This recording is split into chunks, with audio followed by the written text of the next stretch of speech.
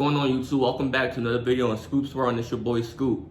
And today we'll be going over the blueprint for the LA Lakers so they can repeat for next year. I found this video that goes over the draft, rumors, trades, and signings that LA Lakers needs to make to repeat. I'm interested to see what they're going to talk about. But before we get into the video, if you love sports, if you love the NBA, college basketball, and the top high school basketball recruits in the world, go ahead and subscribe to the channel. Leave a comment below. Do you think the Lakers will repeat next year? And like up the video. Stay tuned. It's yours. So let's see what the Lakers got to do to repeat for next year. Before we get into the video, I think that they need to keep Rondo. And they need to keep Dwight. You can get rid of Kuz. You probably can get rid of KCP, but KCP was banging threes towards the end of the series. So that's up in the air. But I know y'all Lakers fans ain't really banging with Kuz, so y'all can go ahead and let him go. But Rondo and Dwight, they need to stay. They need to stay. And if you can't keep Dwight, you better keep JaVale McGee. Let's see what the video is talking about. As the Los Angeles Lakers continue celebrating their 17th championship of their franchise, the front office is already doing their homework with moves. They was in there getting lit. It's a mindset that we have seen with some of the best front offices over the years, as great GMs continue to strive to further the gap between When themselves. KD went to the Warriors, the world shook up. With just one title and waiting that was a bad move. Smart on his move to get those rings. Offseason officially kicks off. But for the culture, that was The Los bad. Angeles Lakers have a list of free agents they'd like to target. Rob Pelinka will have his work cut out for him, given the fact that multiple valuable role players. McGee was he's important, but if you can keep Dwight, assets potentially flip for a better player. I don't know. And just as importantly, they have the middle. People don't know is McGee won 3 straight rings because he won twice with the Warriors. So just like now with the Lakers, that boy ringed up. Scenario for the front office to execute. Here's mine while attempting to be as realistic as possible. After the video, let me know your thoughts on what you liked, didn't like, and most importantly, what your Los Angeles Lakers offseason blueprint would be. First, we'll start off with the November 18th NBA draft, where I have the Los Angeles Lakers selecting nobody. Whoa. You ain't got no boys drafting nobody? I don't care if it's the last pick. That pick can be valuable. Think about it. Isaiah Thomas got drafted last. He was almost an MVP. Every pick counts. They have to, unless you're going to trade that pick away for something crazy in return, which is not realistic because you have probably the last pick of the draft and the last pick in the first round. So you're probably going to get a lot of value for that pick.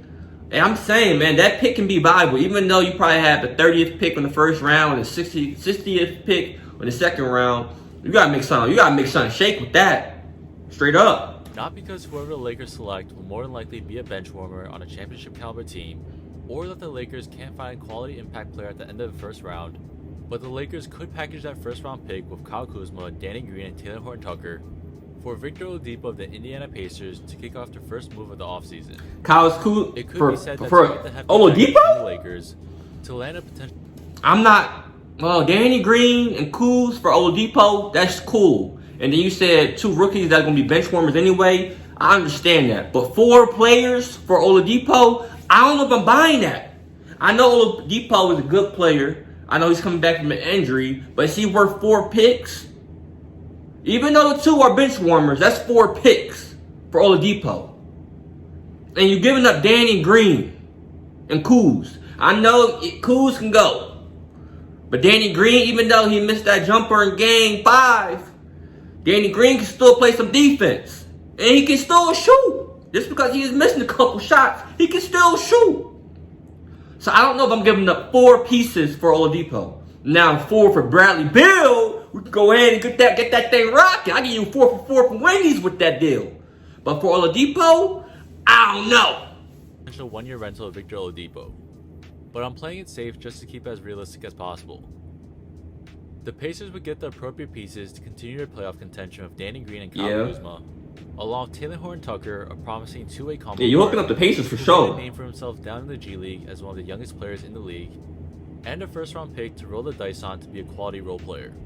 On the other hand, the Lakers would be rolling the dice that Victor Oladipo continues trending rolling the dice heavy and becomes at least 80% of the star that he once was, filling in that third star role as part of a big three. I don't know. LeBron It wasn't like an James. ACL or something crazy. It might seem like a Discus. risky move for the Lakers to trade 4 players for a shaky Victor Oladipo, For sure. but objectively, the Lakers are only giving up 2 rookies who wouldn't play anyways, I get it. along with Kyle Kuzma and Danny Green on expiring contracts, who have shown to be inconsistent throughout the season. That's cool for Oladipo's Bill, rookie not for contract is a perfect Oladipo. fit for Rob Pelinka, looking to preserve cap space for the 2021 offseason. And should Oladipo prove to be the elite two-way combo guard he once was, Oladipo would be positioned to sign with the organization long term. This would be a relatively low-risk, high-reward move, considering it's been reported that Oladipo's trade value is low. Exactly. If his trade value is low, you giving up 4 players? Anthony Davis and Victor Oladipo. The next thing on the list would be retaining And that's not a big 3. agents from the championship team. AD, LeBron, yeah, but Oladipo's not a big 3. Davis, Caldwell Pope, Markieff Morris, and Dwight Howard. Going along with the theme of being conservative with my moves, let's say the Lakers could only retain 2 of their 4 role players on the open market. Dwight and This Rondo. could be made to retain any pair, but I have the Lakers retaining Rajon Rondo and Markieff Morris. Although KCP was crucial to the Lakers, Markieff Morris, he was banging 3s. He was out there sniping. I give you that. But you got to bring back Dwight. You got to bring back Dwight.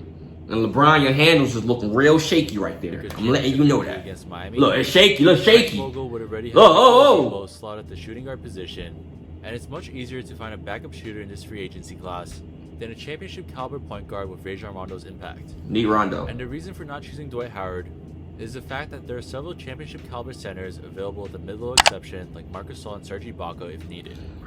As for Markieff Morris, not Dwight's only better must the than Lakers him. keep him for the versatility he allowed Frank Vogel on both ends of the floor during the postseason, but for other unique reasons as well. Markieff immediately made it loud and clear that he was ready to run it back when the Lakers were celebrating in the locker room. Sign him. If he really meant it and is willing to re-sign for the Lakers this offseason, an opportunity of a lifetime would present itself for the Los Angeles Lakers to pursue his more perimeter-oriented, combo forward twin brother Marcus Morris of the Los Angeles Clippers with the mid-level exception. So they trying to bring For a back couple $100,000 less than the original one $10 Morris per year deal and that another Morris? They trying to bring back the boys? Before flaking for an inflated contract with the Knicks, the Morris twins would be able to win a championship together while playing. That'd be smooth. If you can win the a ring with your twin brother, that's smooth. Score all 3 levels, create for himself and guard multiple positions on the floor. Serves as a perfect 3-and-D forward for Rob Pelinka to go all in on with the mid-level exception. That'd be smooth. Marcus has seen firsthand the lack of chemistry in the Clippers locker room, while Markieff has been living his best life across the hall with the Lakers. Is he living his So best strong life over case there with the could be made Lakers? that Marcus Morris will heavily consider the Lakers this upcoming offseason to join his brother Markieff at the right price. Still, the Lakers will need to address their center position, which is where I have the Lakers signing veteran center DeMarcus Cousins once again at the veterans minimum. The same deal he signed for last season. Cousins still has unfinished business with the Lakers as he tries to resurrect his career playing alongside old teammate Anthony Davis once again, and with LeBron James on the big Lakers stage. He's managed to stay in shape as we have seen from his recently released workout videos, but it'd be risky to immediately slide him at the starting center position after not having played an NBA game in nearly 2 years. Yes, So long as a time. result, to complete the Lakers center But he's depth, still bucket. I have the Lakers signing highly underrated backup center for the Oklahoma City Thunder, former lottery pick Nerlens Noel. This would be Noel's 3rd consecutive season where he signs for a veterans minimum, but he'd be primed for breaking that pattern to get the Dang money he it. deserves after playing for the Lakers. I've spoken highly about how scary a defensive front core of Anthony Davis and Nerlens Noel could be, and it seems like Rob Pelinka is on the same page, having reportedly included him on the list of free agents. Dang it, Noel could Chief. start the center position to start the 2020-2021 season, working in tandem with Anthony Davis to shut down opponents from penetrating the basket while guarding all 5 positions on the floor.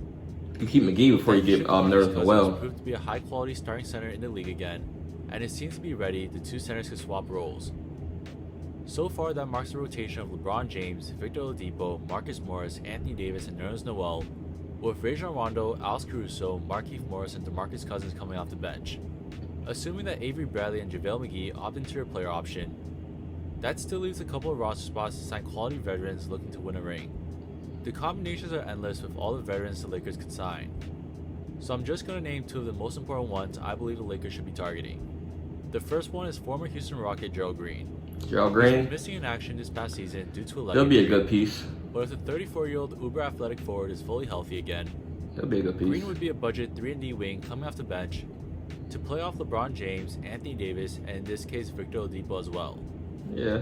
Gerald Green is a microwave scorer who can get hot in a hurry, and despite not being the most disciplined defender, his extreme athleticism. So you ain't bringing back Dion or JR, huh? And switching onto multiple positions.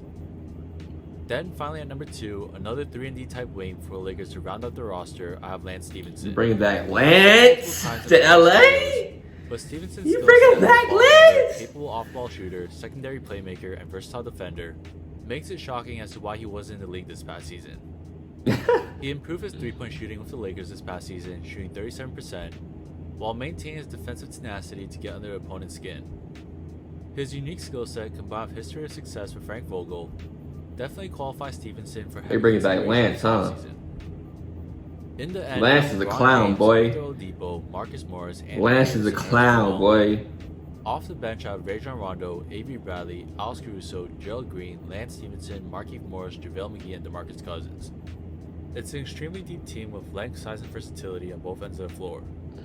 So let me know down in the comments below, were any of these suggestions unrealistic, and most importantly, what is your ideal Lakers offseason blueprint? But that's it for the video. Take it easy, guys. So, he's not trying to bring back Dion, JR, Kuz, Danny Green. He's trying to bring in Nerlens Noel, DeMarcus, that's cool. The other Morris twin, that's cool.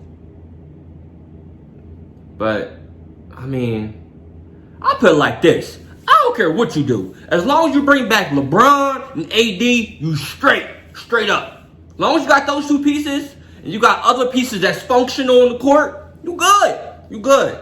So that's going to do it for the video, man. If you like it, go ahead and subscribe to the channel for some more content. Like up the video and comment below what you guys think of these off-season moves for the LA Lakers. Until then, see you next time.